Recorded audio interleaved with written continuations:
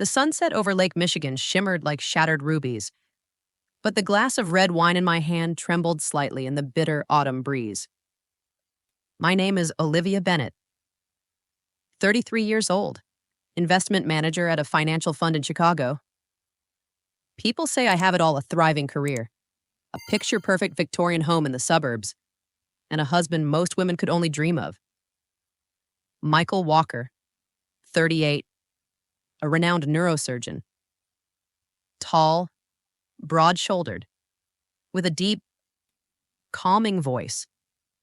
The way he looked at me every morning, those cool gray eyes softened by warmth, made me believe I was the luckiest woman alive. I'd been grinding since I was 22 to get where I am. I came from a working-class family. My mother was a night shift nurse at a public hospital. Life taught me one thing: a woman can only rely on herself. Then Michael came into my life like a sweet dream during a Chicago winter.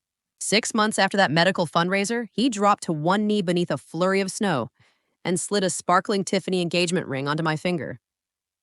For the first 6 years of our marriage, Michael was everything a woman could hope for.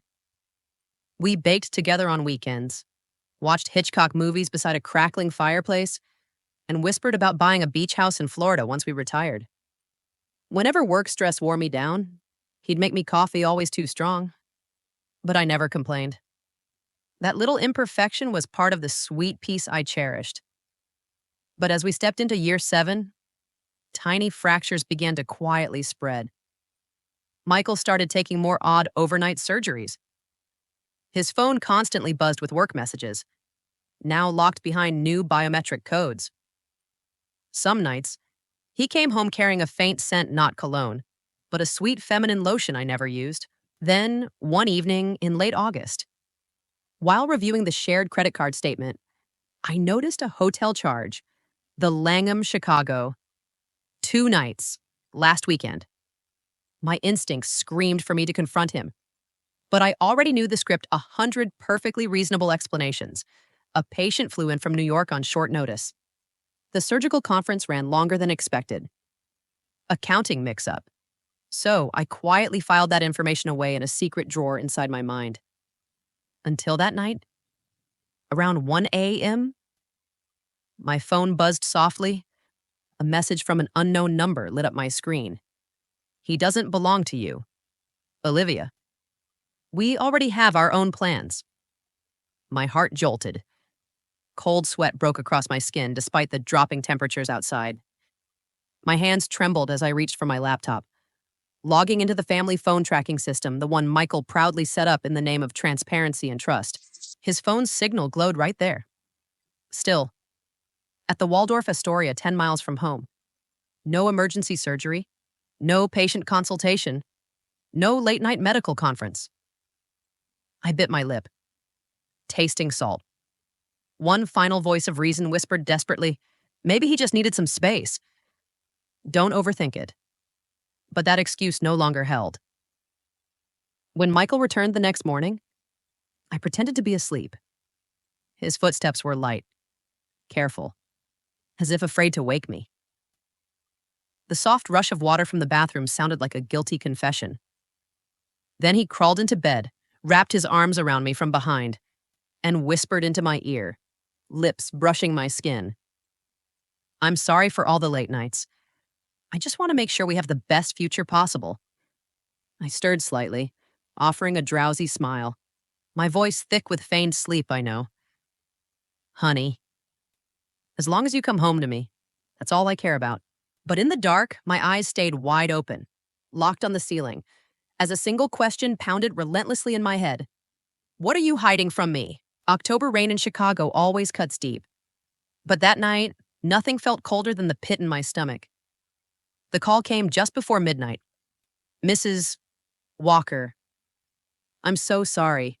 Your husband's been in a serious car accident. He's currently in emergency care at St. Mary's." The phone nearly slipped from my hand. Only 2 words echoed in my head: serious accident. I sped through the rain-soaked freeway like a madwoman, tires skimming dangerously across the slick asphalt. Flashing red and blue lights blinked in the distance. Police. Fire trucks. ambulances like a funeral parade waiting for its victim. Michael's car, a charcoal gray BMW, lay crumpled on its side off the shoulder, the front completely smashed.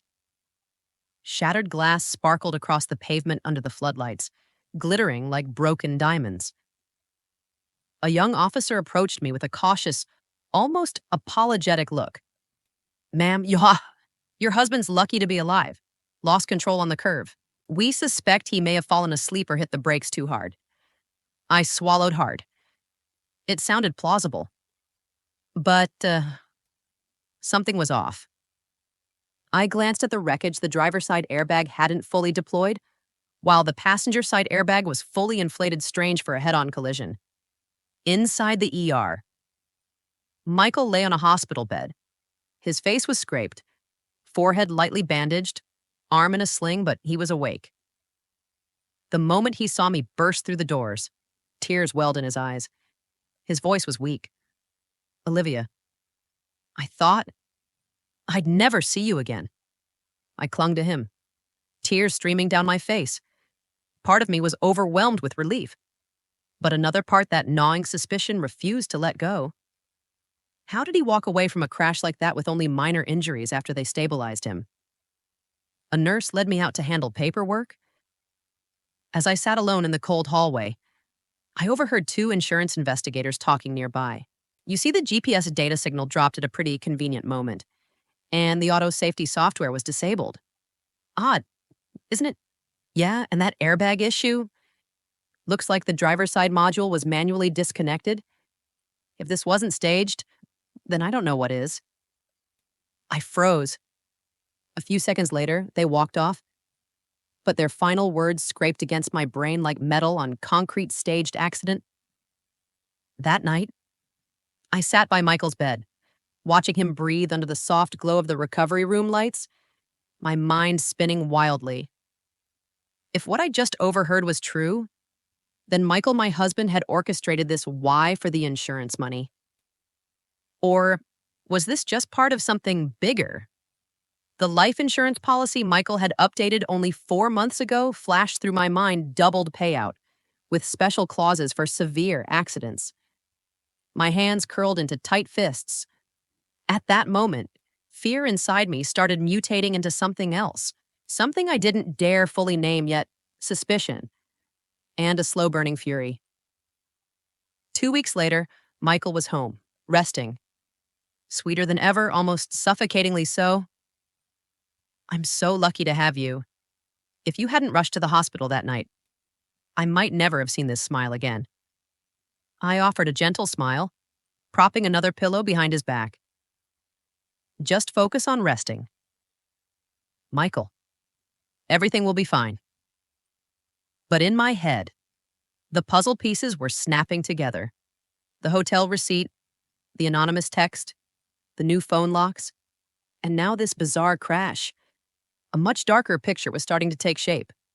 And deep down, I knew this wasn't the final move yet. I thought things might settle down after the accident. But I was wrong. That was only the beginning of my real nightmare. 3 months after Michael was discharged, he sat me down one evening and suggested we divorce.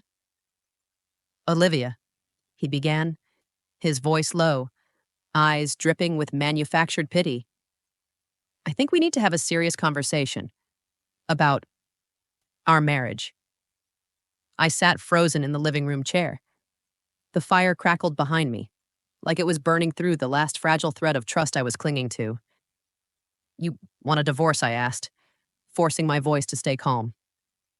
Michael sighed heavily, his eyes even glistening as if holding back tears. "You know, Olivia, the past few years with that we've grown distant. I felt so alone.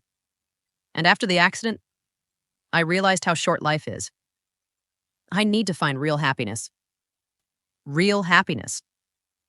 My throat clenched. Every word sliced through me like a blade, skinning me layer by layer.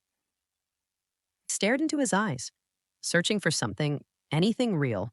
But all I saw was a performance. A script he had rehearsed long before tonight. Michael didn't just want a divorce. He wanted to strip me clean. He'd already hired one of Chicago's most ruthless family law firms, a pack of legal sharks known for gutting their opponents for six-figure retainers. The divorce papers he served me were thick with accusations emotionally distant, neglectful of marital intimacy, spiritual abandonment. Attached were even fabricated text messages, painting a narrative that I had been having an affair and abandoning my husband during his time of recovery. And the proposed asset split. He wanted it all: the house, the savings accounts, the stock portfolio, most of the retirement fund we had built together. All I'd be left with was my basic salary. Even his family people who once embraced me turned cold. His mother called, her voice sharp as steel. "Olivia, I'm deeply disappointed in you. After everything Michael has done for you, you betray him when he's at his weakest. You're no longer worthy to be part of this family." Mutual friends began to pull away. Whispers swirled through Chicago's tight financial circles. She abandoned him after his accident to run off with some younger man. Poor Michael. He tried so hard to save their marriage. I was being painted as the villain in my own story, but I wasn't going to crumble. Not this time. I hired my own attorney. Not some loud, high-profile firm, but a name far more dangerous: Maxwell Grant, a retired federal prosecutor. Infamous for dismantling complex financial fraud cases. He was an old friend of my father's, a true wolf. "Kid," Maxwell said as he sipped his coffee, "that son of a bitch thinks he's clever. But you give me the data, and I'll peel back that shiny mask of his. We just need to be patient. Let him get comfortable." And so, my quiet investigation began. I combed through every receipt Michael had carelessly left behind. I dug into cloud storage files he'd forgotten to revoke access to. I found dinner tabs at luxury restaurants, jewelry purchases from Tiffany pieces I'd never seen or worn. Then I discovered a rental agreement for a small apartment in the Loop, signed under a fake name. But the contact number listed Emily's the young nurse intern at Michael's hospital. The full picture of betrayal was taking shape. One evening, I sat silently on the couch, laptop open, eyes fixed on the thread of emails between Michael and Emily planning their new life once the divorce was finalized. The messages were laced with financial plots, asset transfers, and plans for the baby Emily was now carrying. My hands trembled. But this time, it wasn't from pain. It was from the electric surge of control flowing through my veins. "All right, Michael," I whispered. "You want to play? Fine. But we'll play by my rules." That night, I slowly swirled my glass of wine, watching the flames dance inside the fireplace, and in the soft amber reflection flickering in my eyes, I saw a new Olivia staring back, colder, sharper, and far more dangerous. The days that followed played out like a tense, calculated theater. Michael and Emily believed they had me right where they wanted, and I stayed perfectly in character as the exhausted ex-wife, quietly signing every unfavorable divorce term, nodding along as Emily occasionally showed her smug face at the hospital, offering me her syrupy little digs. But behind the scenes, Maxwell and I kept working, piece by piece. We gathered it all: evidence of wire transfers funneling Michael's insurance payouts into shell companies registered under Emily's name, altered hospital records, where Michael had manipulated internal systems to justify his suspicious late-night surgeries, and offshore accounts in the Cayman Islands accounts Michael thought were untraceable. Then, one morning in January, the game flipped in a way I hadn't expected. St. Mary's Hospital called. "Mrs. Walker? Sorry, Ms. Bennett now. Right. We need you to come in immediately. It's about Michael." My mind raced as I sped to the hospital. Another accident? Did Emily miscarry, or was Michael pulling yet another stunt? But this time, the problem was Michael himself. He lay in the ICU, pale, bloated, a shell of the man he used to be. A nephrologist stood beside him, her voice heavy. "End-stage renal failure. His kidney function has dropped below 10%. Without an immediate transplant, toxins will build rapidly. He won't survive." The world around me faded like an old silent film. In the corner, Emily sobbed dramatically into her hands, and for the first time in months, Michael looked at me with genuine desperation in his eyes. Olivia, I know I've made mistakes, but please, don't let me die like this. I forced myself to stay calm, though inside, rage boiled like molten lava. You want me to donate my kidney? You're my last hope? Olivia, we were married. I have no one else. The absurdity of it all. This man who had tried to destroy my name, drain my finances, fabricate lies, now sat here, begging me to save his life? Karma doesn't miss, does it? I stared directly into his eyes, masking the cold satisfaction flickering quietly inside me. All right, I'll get tested. Michael collapsed into his chair, weeping. Emily rushed over, grasping my hands with her glassy, artificial eyes. Thank you, Olivia. You're truly like the most generous person I've ever met. I smiled faintly and gently pulled my hands away. Don't get too excited, Emily. The real game is only beginning. The next day, test results confirmed I was a perfect match for donation. I stayed in character the magnanimous ex-wife, prepared to save her sick former husband. Word began to spread. Small media outlets ran with the story, selfless ex-wife agrees to donate kidney to save husband amid ongoing financial scandal. I let the narrative snowball. I wanted the world watching from the sweet act of mercy to the day the truth unraveled in public. Maxwell handed me the complete financial dossier, the evidence we'd meticulously compiled over months. But I held it close. It wasn't time yet. I needed Michael to keep believing he was still in control. Emily kept texting me, her messages drenched in faux gratitude. I can never thank you enough. Olivia, after everything, you still have such a kind heart. I'll never forget what you're doing for us. I only replied once. Sometimes, forgiveness is the most dangerous gift of all. Emily. She wouldn't fully grasp what that meant yet, but she would. Very soon. 3 weeks went by. Each day, Michael grew weaker. His once proud face hollowed. His proud gray eyes sunk deep in purple. His failing kidneys were slowly poisoning his own body. And I, the only person who could save him, showed up at the hospital every day, perfectly dressed with a kind, angelic smile so flawless that even the nurses couldn't help but praise me. You really are a saint. Olivia, not everyone would be this forgiving. I smiled and nodded, choking back waves of bitter laughter inside. The hospital scheduled the transplant for the following week. But I kept stalling, piling on a string of medical delays. I just need a few more supporting tests. My cardiologist recommended a second opinion. I want to be absolutely sure it won't affect my fertility.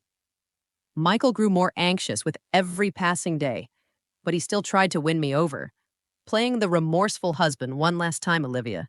I know I've made terrible mistakes. The accident, the divorce, all of it was wrong. I didn't realize what I was losing until I almost lost you. He reached for my hand, tears welling in his eyes. I let him hold it, smiling softly.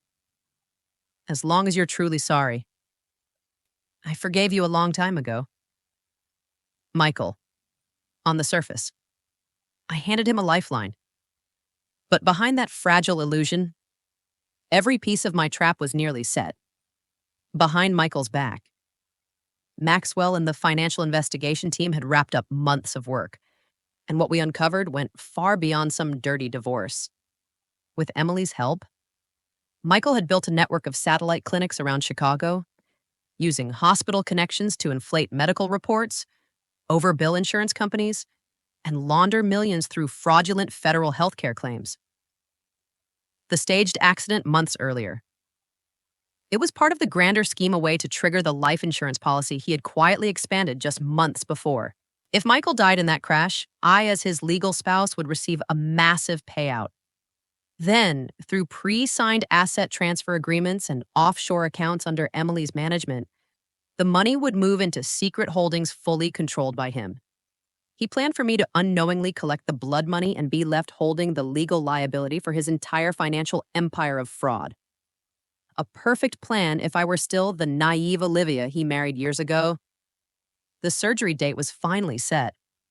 That morning, as I changed into my hospital gown, Maxwell called. His voice was cold steel. "It's time. Olivia, everything's in position." I took a deep breath and stepped into the hallway where reporters eagerly camped out, the same vultures who had been spinning my story for weeks.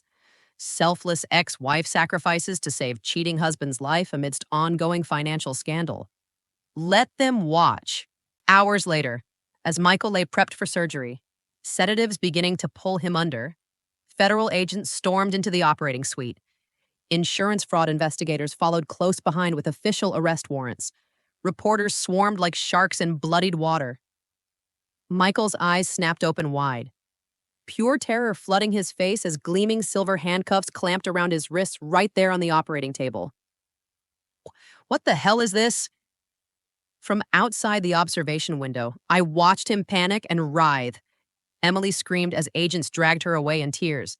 Cuffed, charged as a co-conspirator. Maxwell stood beside me, his voice low and calm. "End of the show, kid. Just like you wanted public. Undeniable. And beautiful." I said nothing. I simply smiled, lips curving like a razor's edge. Game over, Michael. And this time, we played by my rules. The scene at the hospital that day became a media-feeding frenzy. Cameras flashing. Online tabloids and local TV stations erupting with breaking headlines. Renowned Chicago neurosurgeon arrested on operating table.